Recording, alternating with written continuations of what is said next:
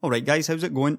I have a confession to make, and that confession is I am more interested in the technology of graphics cards rather than the actual frame rate that they provide these days. Yeah, I mean it's always great to get more performance, lower power, all that stuff's excellent. But what really interests me is, what are these companies doing that is new and interesting, rather than just simply increasing performance with every new node change, every new architecture. And the graphics card leak website, videocards.com, has gone ahead and leaked the final specifications and the launch presentation of the GTX 1080 one day before the actual release. So there's a bunch of slides here, we've got all the specs, and I'll go through some of the more interesting parts and talk about what I see. So let's go on with it. Right, first of all, we've got the specs. There's nothing really much different here, apart from now they are showing the teraflops amount as 8.2 teraflops. Now if you remember, in the reveal a week ago, they were advertising the card as 9 teraflops. Now it's down to 8.2, instead of the 1733 boost clock megahertz of 9 teraflops, they are now counting the base clock teraflops, and the base clock is of course 1607 megahertz. Another difference is the die size, which is smaller than previously believed at only 314mm squared. Previous estimates had it up at around 333mm squared, so it's a little bit smaller than what we thought.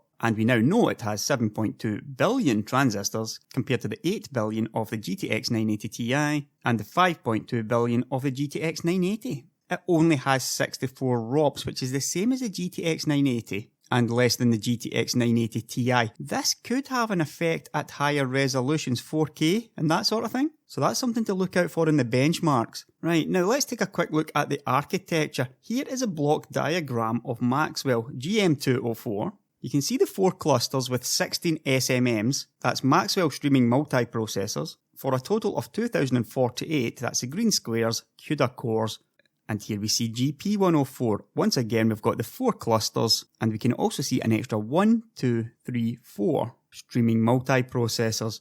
Again, if we look at the specs, we can see there is only 16 on the GTX 980 and 20 on the GTX 1080. Here is a close-up of the Maxwell Streaming Multiprocessor, and here is the Pascal GP104. There is not an awful lot of difference. Now, I alluded to this in the last video when I said Pascal was Maxwell on speed. One or two of you gave me a bit of stick for that, saying we don't know if that's the case or not. Well, this is the proof of it. There's almost no difference apart from the SM being split in half. The biggest difference is the inclusion of simultaneous multi-projection in the Polymorph Engine 4. If you recall, this is for VR. Otherwise, there appears to be very little difference. Very much an evolution of Maxwell. Again, this shouldn't have been a real surprise to most people, because on this GPU roadmap of a couple of years ago, we can see that Nvidia had planned to go to Kepler, then to Maxwell, and then to Volta. There is no Pascal. Pascal was squeezed in here, and my belief is that it was done simply so that Nvidia could get HBM out of the way, and they didn't really want to risk all these changes on 16 nanometers, so they've gone ahead and added everything onto the big Pascal. Your NVLink, HBM, all of that stuff went onto GP100, and these gaming GPUs that we're getting, pretty much Maxwell with much higher clock speeds. The next big architecture change will come with Volta, possibly before 2018.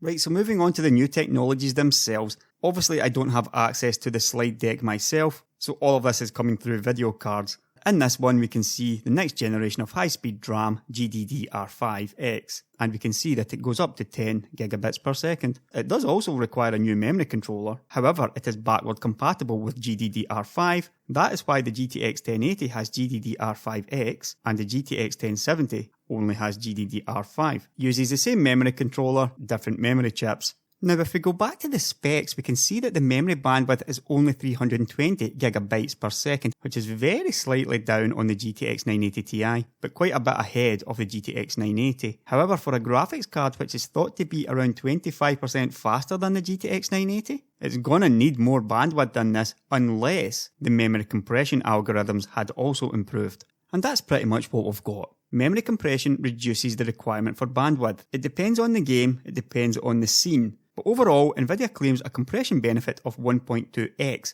coming from the new compression algorithm alone. Over on the left we can see that the bandwidth is reduced by up to 28% in Assassin's Creed Syndicate, but in games like Star Wars Battlefront it's only around 11%. On average they are claiming 20% compression benefit, compared to the previous generation GTX 980 Maxwell compression. For the total effective bandwidth, they are also including the extra speed of the RAM for an effective total bandwidth of 1.7 times over the GTX 980. These next two slides show how it works, with all this stuff in pink being compressed before being sent out to memory. This actually works both ways, so not only when the colours are being sent to memory, but also taken back from memory. For example, when the texture mapper wants to draw textures, the bandwidth reduction counts twice, so compression is a very handy technology. This is what it looks for Maxwell, and this is what Nvidia claims the same scene looks like under Pascal. As you can see, there is not much room left to go as far as memory compression technologies goes. This looks like it's about as good as it's gonna get as far as the algorithms go. Compression works very similar to the way it does in programs like WinZip. Before the scene is sent to memory, it's scanned for similar colours nearby each other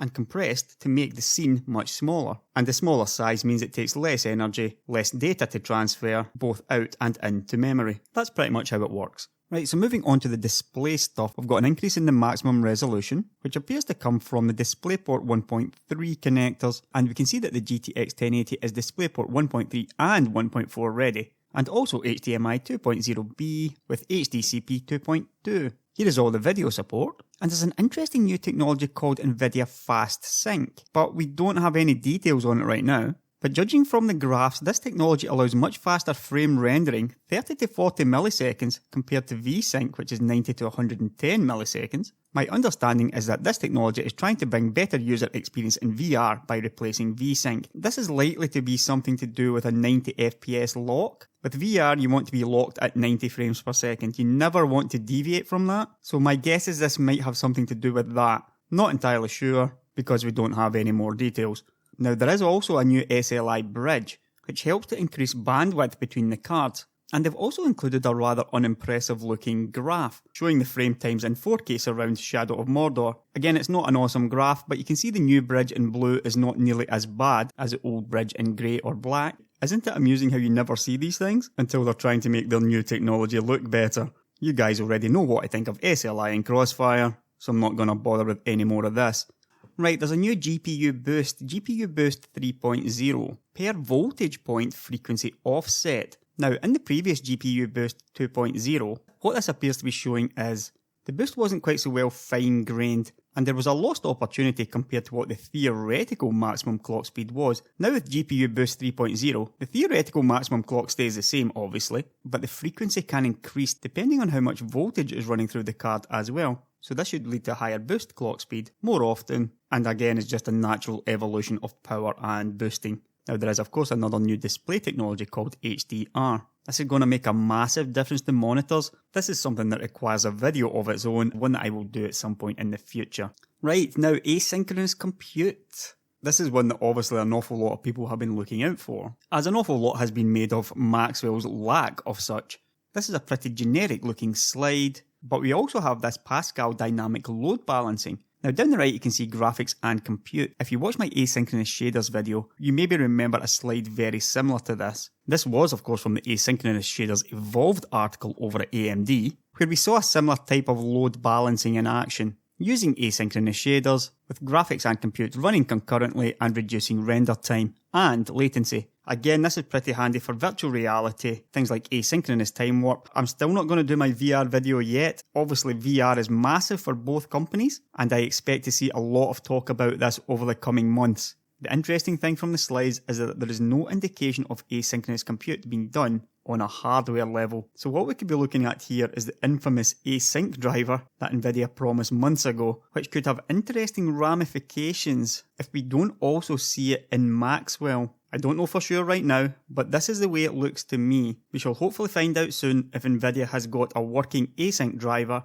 or if Pascal can do something in hardware that Maxwell can't. Finally, the one look at performance we get, as I indicated in the previous video, performance 1.7 times over the GTX 980. We can see it on the graph, we can see it over here. This is Nvidia's own slide. Performance will be at best 1.7 times faster than a stock GTX 980. Looking at the chart I made in the last video, 4.4 divided by 2.6 was 1.69. or 1.7 times faster. So if you recall, that also means the GTX 1080, by Nvidia's own numbers, which will be best case, should be around 22 to 25% faster than the Titan X 980 Ti. I would be very suspicious of any review tomorrow which shows numbers much higher than that. Nvidia has benchmarked a bunch of games, taken their best case scenarios, and come up with 22% faster than Titan X. I would expect to see something lower in the tech press and not anything higher. Right, so a summary of this one is no surprises whatsoever. The die size is slightly smaller than we thought. Compression appears to have improved as we expected. There's a bunch of new stuff for VR, which all looks pretty good in all honesty. Going to be very interesting to see what AMD's done, because obviously AMD's talking an awful lot about VR as well, and I've got the feeling that they're maybe going to be doing it in different ways. Nvidia's VR stuff looks great, no question about that, and it's going to be great to see what AMD's up to as well. We've got a new turbo boost. I'm not sure how great that's going to be. As far as I was aware, Maxwell seemed to hold its theoretical maximum clock pretty well. We've got new SLI bridges. We've got new preemption, the first ever pixel level graphics preemption. I'm going to need to read up a little bit more on that one. We finally have asynchronous compute, and we should be a maximum of 1.7 times faster than the GTX 980, or around about 25% faster than the reference GTX 980 Ti. I believe the benchmarks were done at 2560 by 1600 resolution, which is why it shows so far ahead of the GTX 980, as the GTX 980 is probably more suited to 1080p rather than 1600p. So keep that in mind when you see the benchmarks tomorrow. And basically speaking, you've got Maxwell shaders with much higher clock speeds. Right, that's going to do this video. I just wanted to get this one out today. Obviously, I don't have the cards, I don't have the materials myself. The proper reviews are going to be seen tomorrow. I will of course be taking a closer look at those, and you can expect to see my input on that during the week. As always, there's a bunch of links in the description below, and there'll be a lively chat as well, I am sure. I'll catch you later, guys.